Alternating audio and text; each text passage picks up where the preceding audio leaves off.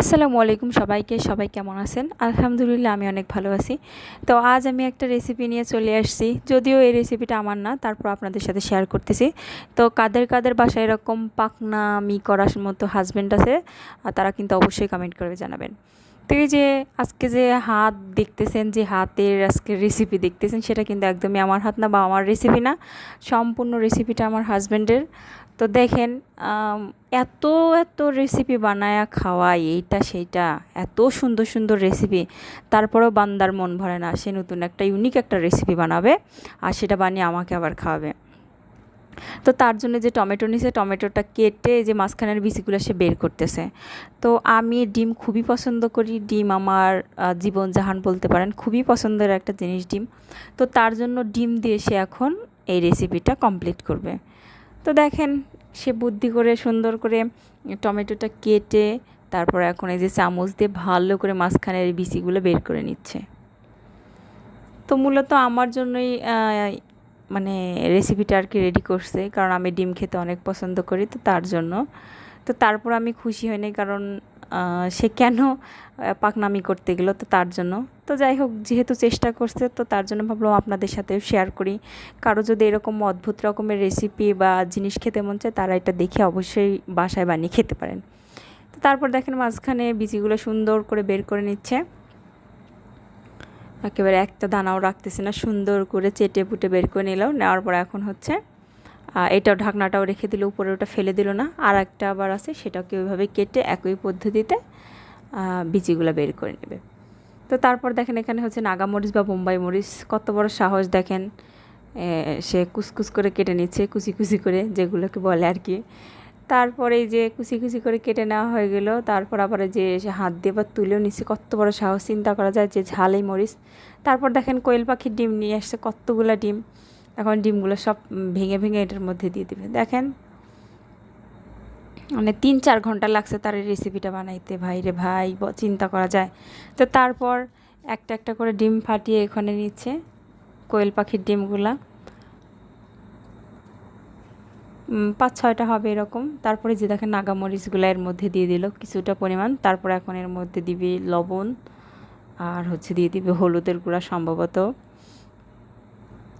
লবণ দিচ্ছে। তো তারপর এখন দিবে একটু হলুদের গুঁড়া, এই যে অল্প পরিমাণ হলুদের গুঁড়া দিচ্ছে। তো তারপর হলুদের গুঁড়া আবার বেশি হয়ে গেছে, তো একটু নাড়াচাড়া দিয়ে মিক্স করে নিল, দেখলো যে না, হলুদের গুঁড়াটা একটু বেশি হয়ে গেছে, গন্ধ করবে। তো তার জন্য আবার উঠিয়ে ফেলেও দিচ্ছে, এই যে উঠিয়ে ফেলে দিল। দেওয়ার পর এখন হচ্ছে কেটে রাখা যে টমেটোটা, এখন টমেটোর মধ্যেই যে এটা পুর বানালো আর কি, সেটা এর মধ্যে দিয়ে দিল, এই যে দিয়ে দিল। দিয়ে দেওয়ার পর এখন ঢাকনাটা দিয়ে ভালো করে এটার মুখ আটকে দিবে। দেখেন, এই যে ঢাকনাটা দিল, দেওয়ার পর এখন টুথপিক আছে না যে কাঠিগুলা, সেই কাঠিগুলা দিয়ে এখন এটার মুখ আটকে নেবে। তো দুইটাই সেমভাবেই হচ্ছে ডিমগুলোর মধ্যে দিয়ে দিয়েছি। দেওয়ার পর এখন হচ্ছে কাঠিগুলা দিয়ে সুন্দর করে আটকে দিচ্ছে, যাতে ভিতর থেকে সিদ্ধ হওয়ার পর ডিমগুলো বের হয়ে না আসে। তো দেখেন কতটা সময় অপচয় করতেছে সে। তো চারদিকে টুথপিকগুলো সুন্দর করে গেঁথে দিচ্ছে, যাতে পুরগুলো বের হয়ে না যায় সিদ্ধ হওয়ার পরে। তো দুইটাতে সেমভাবে কিন্তু কাঠিগুলা আটকে নেবে আর কি। তো কাঠিগুলো এইভাবে আটকে নেওয়া হয়ে গেছে দুইটাতে। এখন এটা হচ্ছে ভাপে বসায় দিবে। তো তার জন্য যে একটা সুন্দর ছিদ্র করা ছাঁকনি নিছে, এরপরে এটাকে এখানে বসিয়ে দুইটাকে সুন্দর করে বসিয়ে এখন পানির মধ্যে ভাপে হচ্ছে আপনার সিদ্ধ করতে দিবে। ডিমটাও সিদ্ধ হবে, টমেটোটাও যেন সিদ্ধ হয়, তো তার জন্য এই যে বসিয়ে দিল। দেওয়ার পর হচ্ছে এখন ঢাকনা দিয়ে এটাকে 5-10 মিনিট মানে একটু ভাপিয়ে নেবে। তো বেশি পরিমাণে সিদ্ধ করে ফেলছিল, তো যার কারণে ডিম প্লাস টমেটো দুধটাই একেবারে সিদ্ধ হয়ে গেছে, টমেটোটা খুবই নরম হয়ে গেছে। এই যে এখন ওখান থেকে তুলে একটু ঠান্ডা হওয়ার পর কাটতে গেছে, দেখেন কি বেহাল দশা, টমেটোটা গলে গেছে আর ডিমটা একসাথে থাকতেছে না, দেখেন কেমনে কেমনে কাটতেছে। তো আর পারলো না, তারপর আমাকে ডাকতেছে। তারপর আমি আসলাম, আমি এসে একটু কেটে দিচ্ছি, হেল্প করে দিচ্ছি, যে এইভাবে কাটো, এইভাবে কাটলে একটু দেখতে ভালো লাগবে। তারপর ও আবার হাত লাগাইতেছে, তারপর আমি আবার ধরে সুন্দর করে এই যে এইভাবে পিস করে দিচ্ছি, যে দেখতেও সুন্দর লাগবে, জিনিসটা আস্তেও থাকবে। দেখেন ধরার মতো কোনো অবস্থাতে নেই, তারপরে সুন্দর করে আমি কেটে দিচ্ছি, যে এইভাবে বানাও তাহলে ভালো হবে আর কি। তো তারপরে যে কেটে দিলাম। তো চতুর্থ রমজানের দিন এটা, তো বাসার সবাইকে ইফতার দেওয়ার কথা ছিল, তো তার জন্য আমি এখানে আলুর চপ আর বেগুনি বানানোর জন্য যে ব্যাটারটা বানাইতেছিলাম ও সেটার ভিডিও করতেছে। তো প্রথমে এখানে আমি বেসন, তারপর লবণ, তারপর হলুদের গুঁড়া, তারপর হচ্ছে এখানে আমি দিয়ে দিব মরিচের গুঁড়া একটু সামান্য পরিমাণ, তারপর এখন এর মধ্যে আমি দিয়ে দিব হচ্ছে কালো জিরা, আদা রসুন বাটা। এই যে প্রথমে আদা রসুন বাটা দিয়ে দিলাম, তারপর দিয়ে দিলাম একটু জিরা বাটা, তারপর দিলাম কালো জিরা। আর এখন এগুলো সবগুলোকে সুন্দর করে মিক্স করে নেব খুব ভালোভাবে। তো অল্প অল্প করে পানি দিয়ে আমি এটাকে মিক্স করে নিচ্ছি, যেহেতু আলুর চপ বেগুনি বানাবো, তো তার জন্য হচ্ছে ব্যাটারটা একটু ভারী ভারী রাখবো। যদি আপনারা পাতলা করে ফেলেন সেক্ষেত্রে কিন্তু চপটা খেতে ভালো লাগে না, আর অনেকক্ষণ পর্যন্ত মুসমুসে তো থাকে না।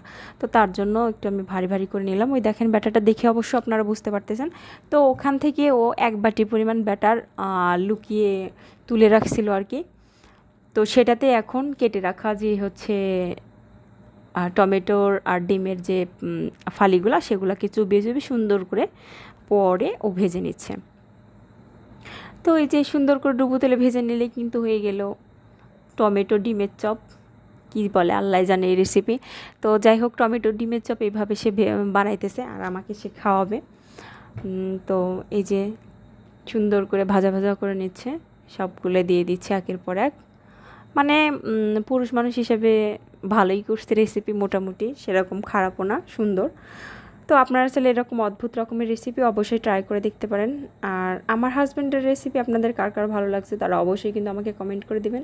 আর কার কার বাসায় এরকম পাকনামি করার মতো হাজব্যান্ড আছে, কার কার হাজব্যান্ড এরকম পাকনামি করে, তারা কিন্তু অবশ্যই অবশ্যই আমাকে কমেন্ট করে জানাবেন, ঠিক আছে? তো চপগুলো ভাজা হয়ে গেছে, তারপরও প্লেটে তুলে নিচ্ছে। এখন সুন্দর করে পরিবেশন করা দেখাবে আর দেখে আমার কাছে নিয়ে যাবে। তো এই যে হচ্ছে আজকের রেসিপি, দেখতে মাশাআল্লাহ অনেক সুন্দর হয়েছে, খাইতে মোটামুটি ভালো হয়েছে। তো আজকের মতো এখানেই।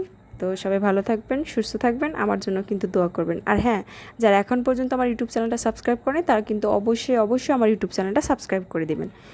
তো সে এখন একটু কেটে দেখাচ্ছে ভিতরটা কেমন হচ্ছে দেখতে বা খেতে, সেটাই দেখাচ্ছে। দেখেন মাশাআল্লাহ ভালো হয়েছে, মোটামুটি খারাপ কিছু না, তো ঠিকঠাক। তো এই যে দেখেন আবারও একটু ভেঙে ভেঙে দেখাচ্ছে আপনাদেরকে। তো আজকের মতো এখানে, ভালো থাকবেন, সুস্থ থাকবেন, আল্লাহ হাফেজ।